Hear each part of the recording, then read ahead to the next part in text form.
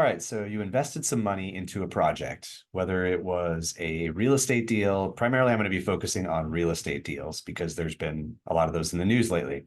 But you invested some money as an investor into a deal, a company, a project, whatever it is, and you heard that it's going south or something's going on with it. And, we get people saying, hey, how do I get my money back? What can I do? What are my rights? So our firm does not sue people for things like securities fraud. There are people who do that, but we don't necessarily do that. But I've done enough corporate and securities work over the last 23 years to know generally whether you might have a case or not, and what your rights might be, what should you do. So we're going to go over kind of like, what should I do if I think my money was taken and I want to get my money back? So I want to differentiate, first of all, between outright fraud. We're not talking about, like Sam Bankman-Fried or somebody where there's charges against them. They're going to jail for fraud. They're accused of stealing investor money for a Ponzi scheme, something like that. That's not really necessarily what I'm focused on today, because those are pretty clear that the situations I'm talking about today are more, okay, well, I'm not sure if they really even did anything wrong. Everything seemed legitimate, but things went south. As an example, there's been a lot of news recently. It's middle of February 2024, and news of foreclosures. There's been some large ones in Houston, now in Dallas, and that's just in the Texas area. Foreclosures of real estate deals, multifamily properties, where the bank took back the project and foreclosed. But they got the property back, and so investors from those deals that put money in to acquire that are wondering, what do we do? Because the bank now took the property back. So what I tell people generally is there are three main things to think about. First of all, damages, the amount. So how much money did you put in? So for example, let's say you put $20,000 in. How are you going to get that back? One of your steps is to potentially sue. So to do that, you usually need an attorney. Unless you're going to pay hourly for an attorney to sue someone on an hourly basis, which, it's going to cost you $10,000 just to get them to start the case, essentially, and have the first hearing, file a complaint, and it just goes up from there. It can be 50,000, 100,000 or more just to pursue that type of case.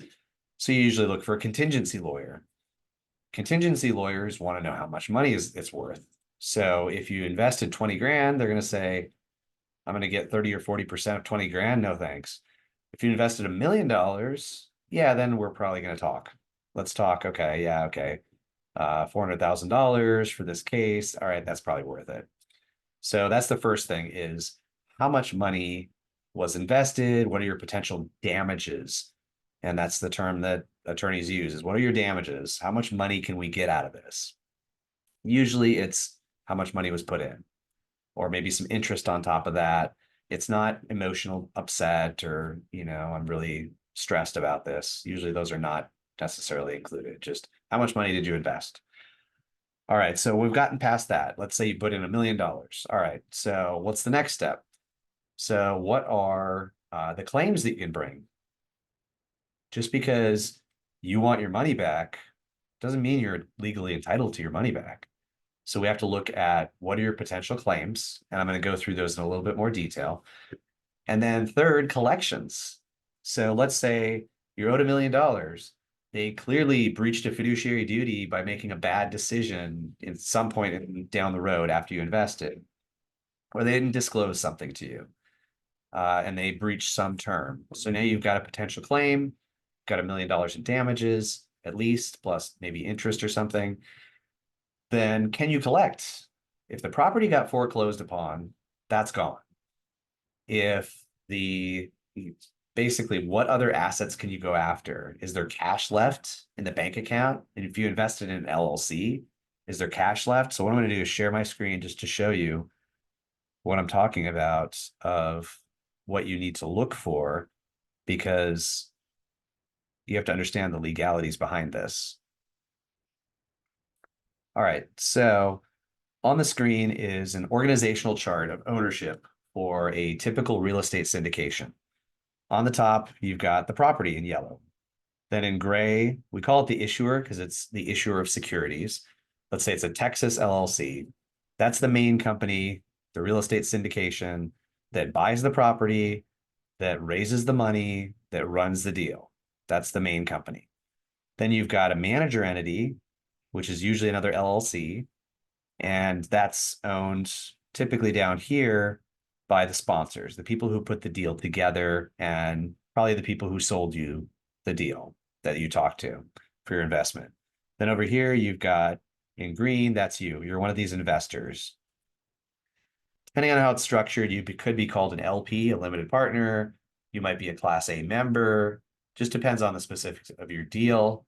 But that's overall kind of what we're looking at. So let's say the LLC is usually set up just for one deal. So the whole purpose of this LLC is to buy this property in yellow. And that's it. So it brings in money, gets a loan, buys the property in yellow. So if there's a foreclosure, the bank is going to come in because they have a lien over this property and say, boom, I'm taking that property. So they just foreclosed on the property. What's left with the issuer? If the LLC was only set up for that deal and it just lost its main asset because it was foreclosed on by the bank, you have no rights against the bank, essentially, in most cases. So the bank has all the rights. They take the property back to try to repay on the loan. And now you're stuck, Mr. Investor in green, still owning part of this LLC. So you're basically what you're going to do is normally you're going to sue the LLC, breach of contract, whatever it is, whatever the claim is, you're going to sue the LLC because that's where your money went. That's who you had a contract with, usually a subscription agreement. Now you can try to come up with claims against the manager, and I'll get into claims, I guess, a little bit right now. So the types of claims you normally would see is something like breach of contract. So if there's an operating agreement or a subscription agreement, and the sponsor or someone involved didn't do what they were supposed to under that agreement. It says they were supposed to provide, maybe it's guaranteed, hopefully not, because that's not a good idea. But if the subscription agreement or operating agreement guaranteed you a certain cash back or return, then they may have breached that. Most of them don't say a guaranteed return, but that's just an example. If it said in there, we guarantee you after the first quarter, we're going to pay you 10% of your money back, and they don't, that's a breach of contract. You sue the LLC for breach of contract. So that's between you in green and the LLC in gray. You also have things like if they did an unregistered sale of securities, they didn't follow Regulation D, then it could have been potentially an unregistered sale of securities. There could be a securities fraud claim. That, again, is usually going to be against the LLC.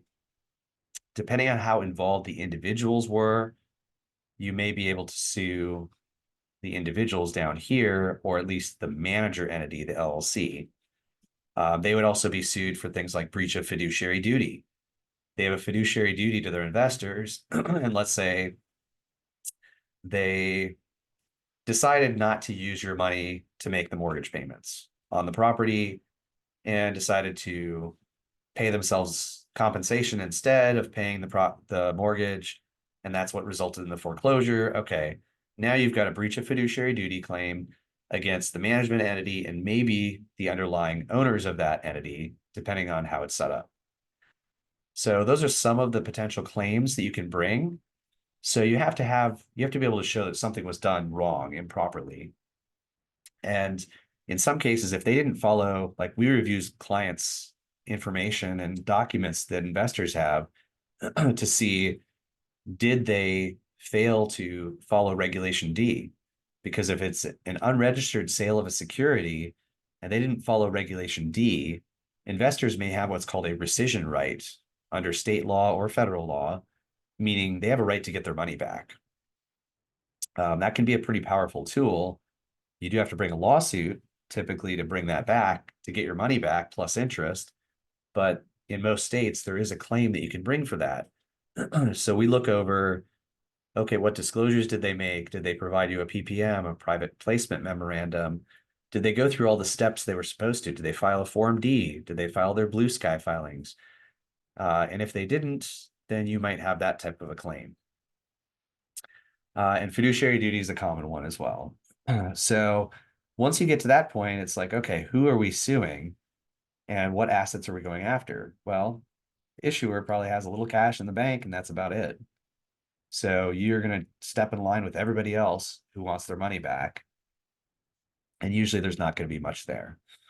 And it's more of a leap to go from suing the LLC in gray to suing the manager down here to suing the individual sponsors down here and trying to go after their personal assets. Because if you win against the issuer, all you can do is take whatever assets they have, which is essentially nothing. Same thing with a manager. If that was set up for just for this deal, all they own is some percentage of the company in gray. So they really have nothing either. So if you find a way, and that's what a plaintiff's lawyer is going to do, is look for a way to go after the individuals to bring them in and see if they have any assets.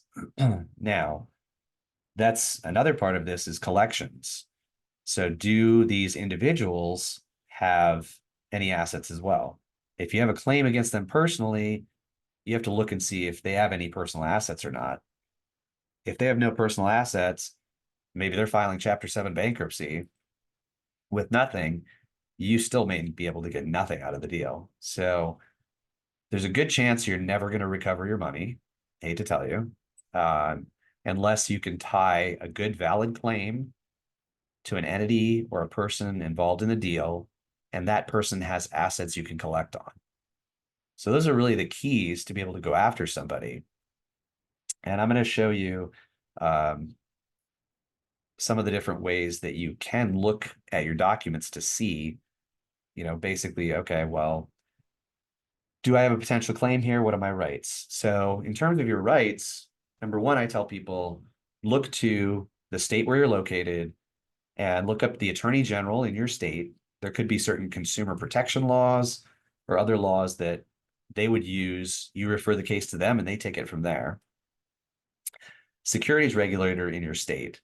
The SEC, you can submit a complaint to them. You may or may not get their attention especially if it's a small under $50 million deal, might not get their attention.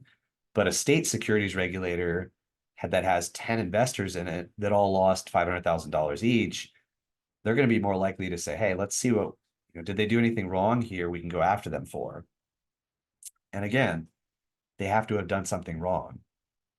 So just because you file a complaint, I want my money back, doesn't mean you're legally entitled to it. They have to have done something wrong. So that's sort of the governmental route. Doesn't cost you anything, but there's no guarantee that they're going to pursue it. The other is your private right of action, and that's filing a lawsuit, like I talked about, hiring an attorney to have a valid claim and to go after them. Now, how do you know what your rights are? One of the things that you want to look at is the disclosure documents you got as an investor. Subscription agreement, usually PPM, and operating agreement or partnership agreement. These should have been provided to you, and you want to look through those, plus investor presentations, for any kind of material misstatements or omissions. So if they should have told you that the property they're buying is actually in a high crime neighborhood that keeps going up and up with crime, property values are going down, and they didn't tell you this, they actually told you, oh, this is a great area, that could be a material misstatement or omission that could result in securities fraud because they were trying to get you to buy securities based on something that wasn't correct. So I'm going to share my screen and show you what a PPM looks like just for a standard real estate syndication. And these are usually 50 to 100 pages long. This one is just a sample. It's 76 pages. But if you go through here, it's going to talk about summary of the investment and then disclosures about what you're investing in. And the biggest area is going to be, in mine, they're usually about halfway through it starts. Conflicts of interest, those need to be disclosed. And here, risk factors. So the majority of a PPM should include risk factors. Now, if the risk factors are fully disclosed and they did nothing wrong, you might be out of luck because these risk factors are there for a reason. They're to tell you that you could lose all your money and there's no guarantee. So that's essentially what my risk factors say. Here are all the potential risks involved in this business. It's brand new. It's a real estate deal. Um, there, there's a loan, and the lender might have rights above yours. If we don't qualify for a securities exemption, there could be an issue. This is probably about 20 pages worth of risks that you need to look through, because if they disclose, yes, this is a potential risk, you have less of a chance of recovering anything because you were fully informed that this is a risk that could happen. If our insurance doesn't cover something, that's a risk. If there's an environmental claim, that's a risk. All of these things, even things going on in Ukraine and Taiwan and Russia and Israel right now, inflation, these are all risks that are normally disclosed. So you want to look through and see, was that stuff disclosed as a potential risk? Because that's something a plaintiff's lawyer is going to look for, to say, hey, you should have disclosed this risk and you didn't. So that's something to look through in a PPM. And then I'm going to share the operating agreement, because this tells you what your rights are. A subscription agreement just says you're buying a security. It generally doesn't talk about what are your rights when you buy it, because you become a member of an LLC. And then this says, what are my rights? So an operating agreement, in this sample, you would be a Class A member as an investor. Maybe you get a preferred return, it talks about in there, or whatever your distribution rights are. These are definitions. So let's get down to more specifics. Here's the money that they raised, and whatever it is, a certain number of units that they raised from people. Talks about certain rights. You're not entitled to any interest on your capital, and you have no right to withdraw or demand the return of any of your capital. So money you put in, it specifically says you have no right to get it back. And most operating agreements are going to say this, that you cannot later say, you know what, I just want my money back. It's not like that. So it's very clear, you're not entitled to interest, you're not entitled to your money back, nothing. Also, no other member has any personal liability for repayment. You have no right to any return of any property under the operating agreement. It doesn't mean you can't sue for these things, but this is a contract with you that says what your rights are. Let's go to some more that are relevant.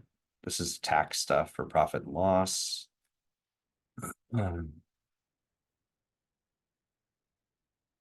Distributions. This will usually cover what were you supposed to get out of this. If there's no cash available for distributions, this really doesn't apply.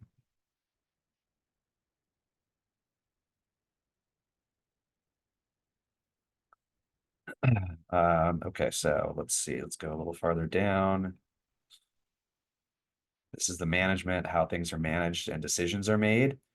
Generally, this is structured so that that manager entity, that other LLC, has the right to make all decisions. As an investor, you usually have very limited rights to make any decisions on behalf of the company. So that usually this is going to say the manager had the right to do what they did. Doesn't mean you can't bring a breach of fiduciary claim, but usually there's going to say that the manager had the right to do just about anything that they want, unless, like here, there's a limitation, taking certain actions that commingling funds, changing the nature of the business. There might be some restrictions in your operating agreement, and this references 7.4. And also you want to make sure that they disclose related party transactions. So like if they owned the property management company that was getting fees, that should have been disclosed. Any fees that they took need to be disclosed. Okay, so let's get to 7. We'll get there. As a member, what are your rights? You have no liability. You're not personally liable for the company or its debts. You can't get a return of capital, like I said. Voting rights. for the most part, this basically just says you can vote. If something that requires a vote, you have the right to vote. But usually the manager can make all decisions. 7.4. Now, the manager cannot take certain actions without the members approving it. And these will vary based on operating agreement. For example, this one says, if you file bankruptcy, you need our approval. If you want to amend this operating agreement and change our rights, you need our approval. Or if there's anything else that could potentially affect our rights under whatever state law this entity was formed, you need our approval. And sometimes there are, so I don't see it on this one, but sometimes it'll also say, we cannot make any change that would basically affect your ownership, your distribution rights, your economics in the deal. Usually it's going to say we can't take that action without your approval in terms of changing what your distribution rights are. So you need to read through the operating agreement, figure out what are your rights under this specific deal. Then you're going to see all this stuff here that says the manager is not liable for anything. So they're going to bring this up if you sue them. It says you sign this agreement as the manager of the deal. You cannot sue me.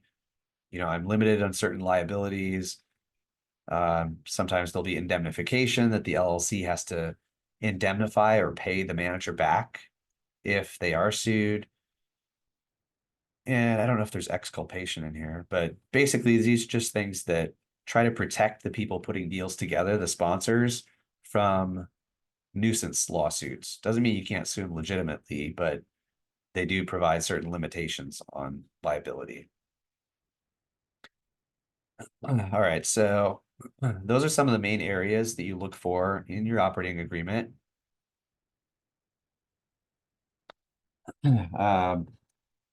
So, all right, so we covered the governmental claims you can make, private right of action. Now, the last thing really is, okay, if the person has assets or may or may not have assets, if somebody files bankruptcy, and this is a very important point, whether it's the sponsor who put the deal together that you might be suing, one of their entities that owns some assets, make sure you pay attention to that bankruptcy case because whether you pay someone, pay a service to monitor filings, because you're a potential creditor. And if that LLC, for example, filed bankruptcy, then you want to put in a creditor's claim as an equity holder or some type of claim to say you might be entitled to some money so that they know that you're out there. So that if they liquidate everything, sell everything off, and there is something left, even though that property was foreclosed on, if there is something left at the end of the day, at least you might get some percentage of it.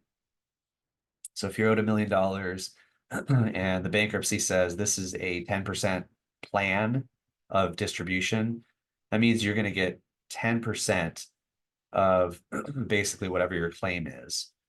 So maybe you get $100,000 back, but just realize that there's no guarantee in any of this and your investments have risk. You understand that going in, hopefully. So hopefully this gives you a little bit more information. And don't forget to subscribe to the channel, and we'll be seeing you soon.